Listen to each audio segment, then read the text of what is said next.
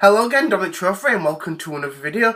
And this one is going to be a little bit different, this video. I'm actually going to do a bit of a video game related one. Now, I know I did say that I was going to kind of lay off on gaming, but this topic, it's still making me interested in talking about it. But I did a sort of video many weeks ago when it came out. And this video is going to be about, do I think the new 2DS XL is worth buying? Or is it a good idea? Now, overall, for those who don't know, the new 2DS XL is basically a new 3DS XL or a new 3DS with no 3D. And obviously it's shaped a bit different, but it looks really, really stylish and stunning. I think overall the new 2DS XL looks really, really nice, and I think it's a really, really good idea. And I think it will help a lot of people who might not own a 3DS. Now, I know a lot of people might be saying, well, Dominic, the 3DS has been out for years, it's been out for 6 years, over 6 years. I agree, but a lot of people may have not wanted to bother with the 3DS, they may have wanted to buy a PlayStation Vita, or they may have wanted to play games on iOS or something, or on the PlayStation 4 or Xbox One, even a Wii U. So again, everyone has their own, preferences and stuff, and I think that this will help a lot of people get onto the 3DS train, because there are a lot of great games that are made for the 3DS as well as, coming, because a lot of, great old, past 3DS games, a lot of present 3DS games, and there's a lot of amazing future games that are coming out which will be really, really amazing. I think overall, it's a great idea that Nintendo's bringing, because obviously it's basically a 3DS without the 3D, and obviously it kind of feels that, that they're kind of giving up on the 3D, which it kind of feels like that. But obviously they're able to make it a lot cheaper, because again the technology has been out for years, you know what I mean, which is a good thing. But I do agree why a lot of people think this is kind of complex, kind of pointless, because the Nintendo Switch is out, and obviously that's their new console. But the thing is that they're not aiming for people who already own a 3DS. They're aiming to people who don't have a 3DS, you know what I mean? So it kind of helps them get into the market a lot cheaper. But also, they've got this huge library of games on the handheld. So, for example, if someone buys a new 2DS at launch, not only are they able to play the 3DS games, but they can also play the new 3DS only games, which is a good thing. But you've also got its backwards compatibility with the 3DS, the DSi, and the DS, which is a nice thing. But you've also got the Virtual Console, with the NES, Super Nintendo, Game Boy Color, and Game Gear, which is really, really good. Another one, I know in Japan they've got TurboGrafx games on the 3DS, which I wish they'd bring those over. You know what I mean?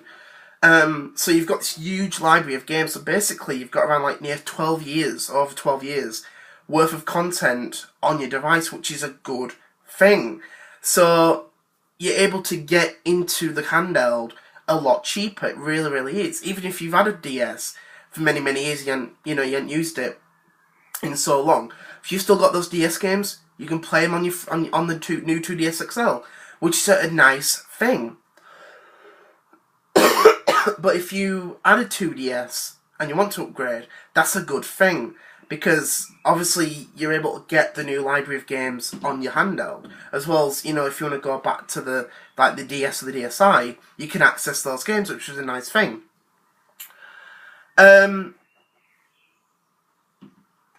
So that kind of helps a lot of people. So, if you want a new 2DS XL, you've got, the DS games, the DSiWare games, you've got the 3DS, you've got the new 3DS, and you've got the eShop with the Virtual Console, and the digital re-releases on the eShop, which is a good thing, you know what I mean? So that will help a lot of people get onto the handheld and stuff. Because I have a lot of people who say, wow, this is a really, really good idea. I think it's great seeing Nintendo do this. And they're going to actually buy one, you know what I mean? It's like, for example, I've got a new 3DS, you know what I mean? and I probably will end up upgrading to it because it looks really, really nice. I think if I do get it, I don't know which colour I will get, because I think it's us in Europe, the UK, Europe, and Japan are getting both colours, which I think and America's only getting the blue and black. So that's just the way it's gone. I know a lot of people saying, "Oh, this is pointless. This is stupid." But the thing is, Nintendo's done this before. You know, they did it with the Game Boy Micro, and they did that with the DSi XL. You know, the Game Boy Micro was launched a few months after the DS had launched.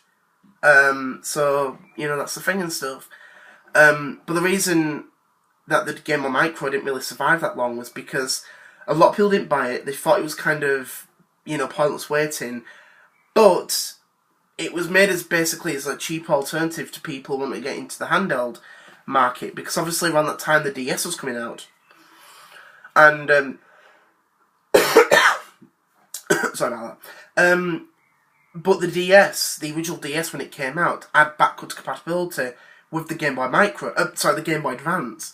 So a lot of people thought, well, I'd rather just wait for a DS than buy a Game Boy Micro, because the Micro did not have any Game Boy or Game Boy Color compatibility. It could only play Game Boy Advance games, which was kind of a mixed, you know, mixed thing with the product. But I think overall it looked really, really good. I never owned a Game Boy Micro, but I really, really wanted one, even though I did have a Game Boy Advance SP.